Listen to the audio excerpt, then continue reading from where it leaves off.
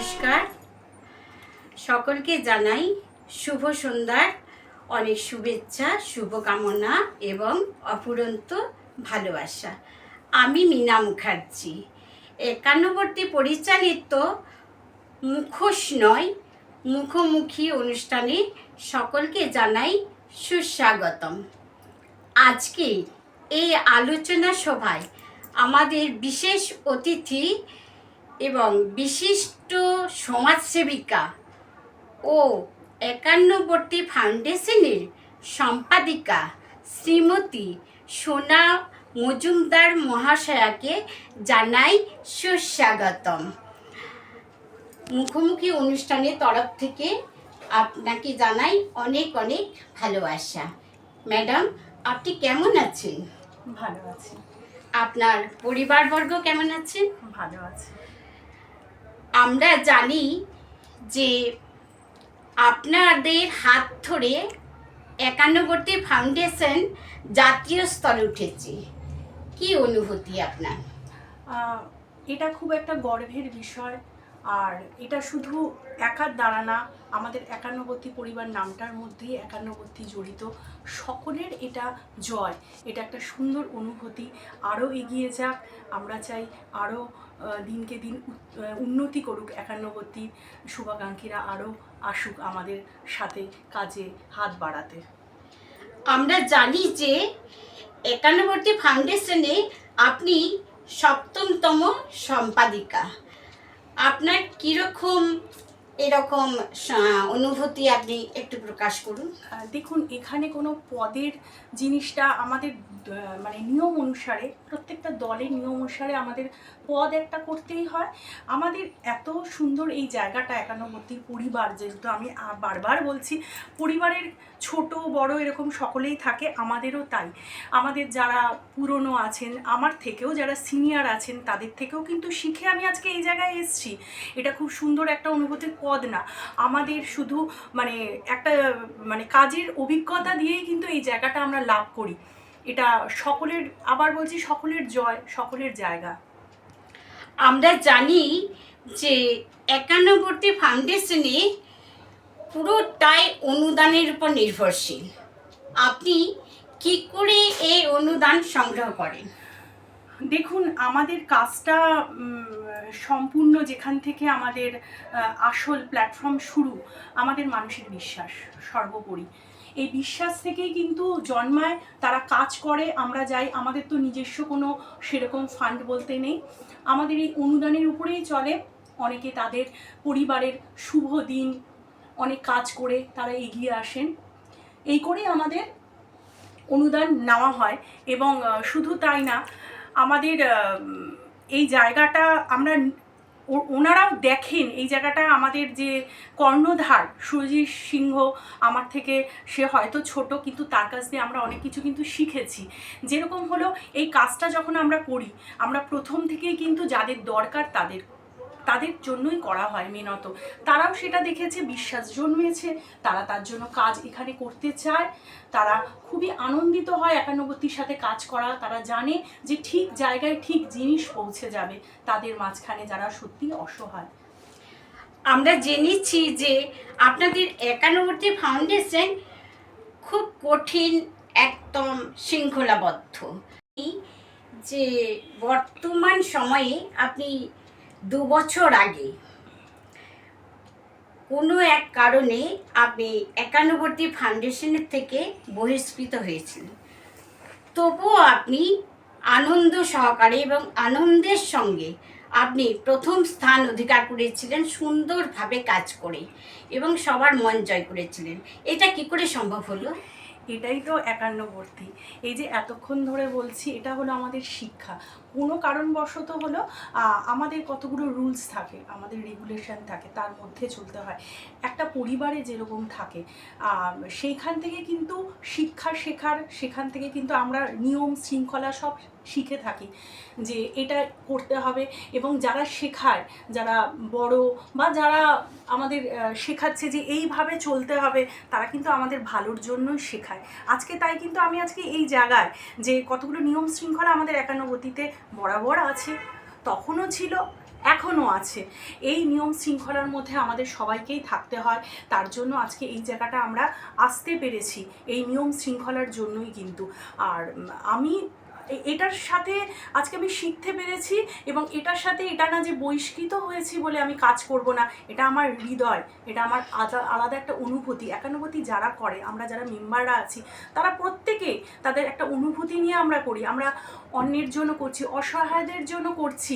এটার সাথে এটার কোনো রকম মিল হয় না, এটার কোনো মানে তুলনাই করা যায় না।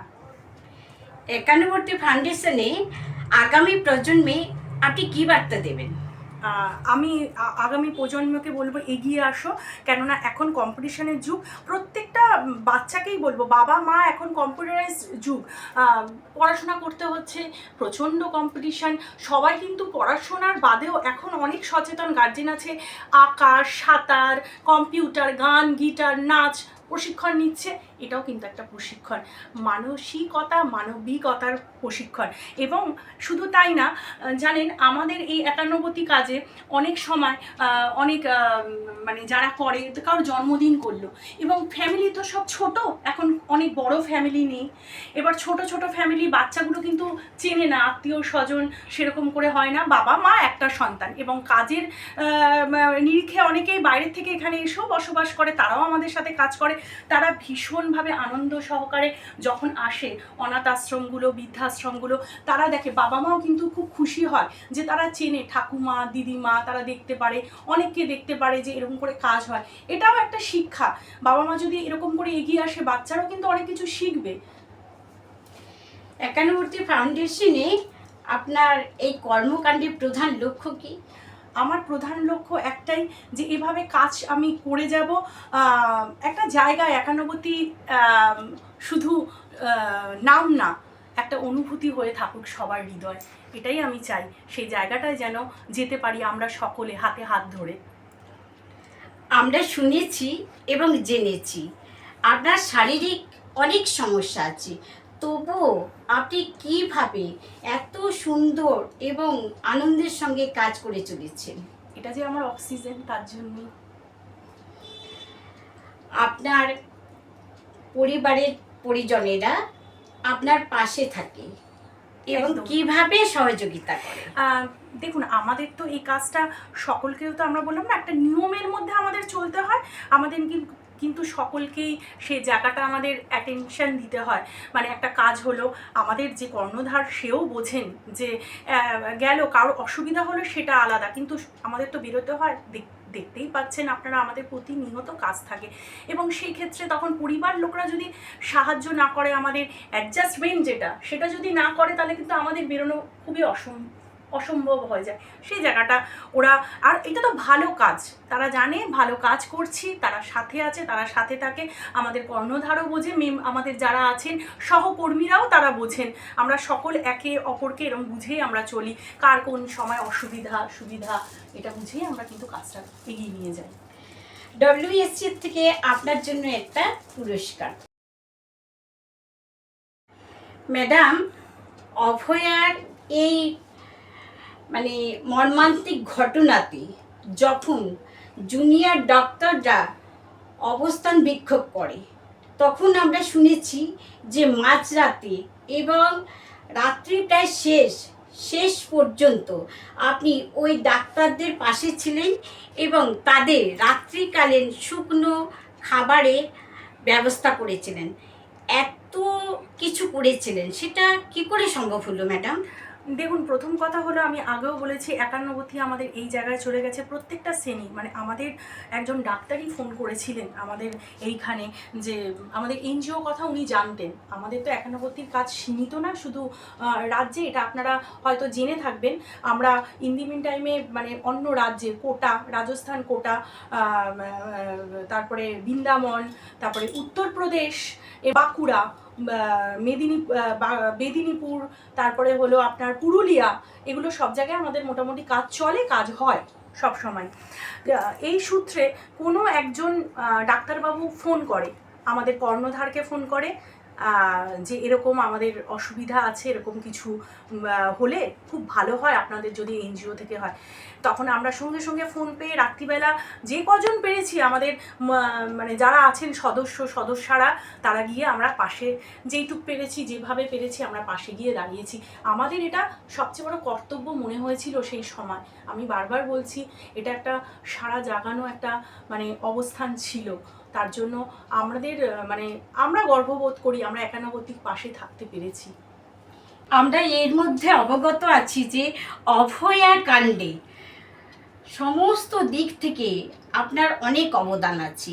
গভীর রাতে আপনার বাড়ি ফেরা এবং খুব সাহসিকতা দেখানো, এই সাহসের কথা এবং অভয়ার ব্যাপারে কতখানি আপনি মনের দিক থেকে সহযোগিতা এবং স্বতঃস্ফূর্তভাবে করেছেন, যদি একটু বলেন। আমি আপনাকে একটা প্রশ্ন করছি, অভয়াকাণ্ডে কি আপনার কোনো মানে সাড়া দেয়নি? অবশ্যই সাড়া দিয়েছি। হ্যাঁ, এইবার হলো এইটা শোনার জন্য ম্যাডাম, আপনার যেরকম সাড়া দিয়েছে প্রত্যেকটা যারা মানুষ সত্যিকারের, শুধু এই রাজ্যে না, প্রত্যেকটা রাজ্যে সাড়া দিয়েছিল। আমরা মা, আপনিও মা, আপনারও সন্তান আছে, আমারও আছে, মাদের সাড়া দিয়েছিল বলে প্রত্যেকটা মা বোনরা কিন্তু বেরিয়েছিল। এবং শুধু তা না, পুরুষরাও আমাদের সাথে সমতালে সমভাবে আমাদের সাথ দিয়েছিল। এটা তো উত্তর আপনিও জানেন। কেন আমি মানে কেন বেরোবো না বলুন তো? এরম একটা ঘটনা, এরম একটা সিচুয়েশান আমাদের সকলের উচিত ছিল, আমরা সেটাই করেছি। এবং শুধু তাই না, আমাদের একান্নবর্তীর একটা বড় প্ল্যাটফর্ম তখন ছিল ম্যাডাম। আমরা একটা মিছিলও আমরা বার করেছিলাম, একটা গণ আন্দোলনের মতো। কেননা তখন আমাদের মনে হয়েছিল, আমাদের ফাউন্ডারের, আমাদের যারা কর্মকর্তা, তাদের মনে হয়েছিল এটা হওয়া দরকার। আমরা অনেক সন্ন্যাসীরা তারা এসেছিলেন, যোগদান করেছিলেন, হয়তো আপনি জানেন, হয়তো সূত্র মারফত আপনি জানতে পারবেন। আমাদের খুব একটা প্রতিবাদ মিছিল আমরা করেছিলাম। এটা আমরা কিন্তু নন পলিটিক্যাল, আমরা কিন্তু কোনো কিছু মানে কারোর রং দেখে আমরা করিনি। আমরা একটা মায়ের জন্য বেরিয়েছিলাম। এটা শুধু এই রাজ্যে না, প্রত্যেকটা মা বোনরা প্রত্যেকটা রাজ্য থেকে বেরিয়েছিল, সারা জাগিয়েছিল। যে প্রশ্ন করছেন আপনি, আপনারও যে সারাটা জেগেছে, এরকম সকলের কিন্তু জেগেছিল। এটা প্রতিদান না আমার কোনো, এটা আমার মানে সত্যি গর্বের জায়গা যে আমি তার জন্য কিছু করতে পেরেছি, একান্নবর্তী কিছু করতে পেরেছে। জেনেছি এবং শুনেছি অবদানের শেষ নেই সব কিছু থেকে। তবুও আপনার একটি বিশেষ খুশির মুহূর্ত যদি একটু তুলে ধরেন। আমার খুশির মুহূর্ত হলো অনেক অনেক আছে একান্নবর্তীর। আমার প্রত্যেকটা খুশির মুহূর্ত হলো যত মানে যে যে দিন একান্নবর্তী একটু একটু বিস্তার লাভ করেছে, সেটাই আমার খুশির মুহূর্ত। এটা একটা দিন বলে এরকম করে আমি উল্লেখ করতে পারবো না। মানে উত্তর একান্নবর্তীর যে উন্নতি, সেটাই আমার খুশির মুহূর্ত। আপনার থরে থরে একদম পুরস্কার সাজানো আছে, দেখে এক রাস মুগ্ধতা টেনে গেলাম আপনার জন্য। আপনার এত সুন্দর পুরস্কারের পেছনে অবদানের একটু কথা বলুন। অবদানের কথা বলতে দেখুন, আমার শিক্ষা মানে একান্নবর্তী থেকে আমি যে নিয়ম শৃঙ্খলার মধ্যে আমরা সকলে চলি, সেই জায়গাটা, আর ভরসা। সবচেয়ে বড় কথা, আমি আগেও বলেছি, আমাদের কিন্তু শুরুটা না মানে জনগণকে নিয়ে। তো আমাদের এরম একটা এনজিও, যারা আমরা একটা মানে খুব বাংলা প্রবাদ আছে, তেলা মাথায় তেল দেওয়ার ব্যাপারটা, সেটা কিন্তু আমরা করি না। আমরা সেই জায়গাটা দেখেই করি, যাদের খুব দরকার তারাও বোঝে, যারা আছে সকলে কাজ করে, যে এরা কি কাজ করছে তারা দেখে, তারা আমাদের সাথে কিন্তু মানে যোগাযোগ করে, আমরা সেইভাবে কাজ করি। তাদের বিশ্বাস, তাদের ভরসা, তাদের আকাঙ্ক্ষা একান্নবর্তীর সাথে কাজ করব। আর আমাদের এইটা আমাদের শেখানো, আমি আবার বলছি, সুরজিৎ সিংহ আমাদের যে ফাউন্ডার আছেন, উনি ধরে আমাদের শিখিয়েছেন এবং উনি কিন্তু জিনিসগুলো নির্বাচন করেছেন প্রথম থেকে। তার জন্য কিন্তু এতটা আমরা এসেছি যে কোথায় কাজ করতে হবে, কোথায় দরকার, সেই জায়গাটা আমাদের বুঝিয়ে দিয়েছে, আমরা তাই বোঝাতে পেরেছি। তারাও কিন্তু আজকে বিশ্বাস, এই বিশ্বাসের এটা হলো ফলশ্রুতি, আর কিছু না।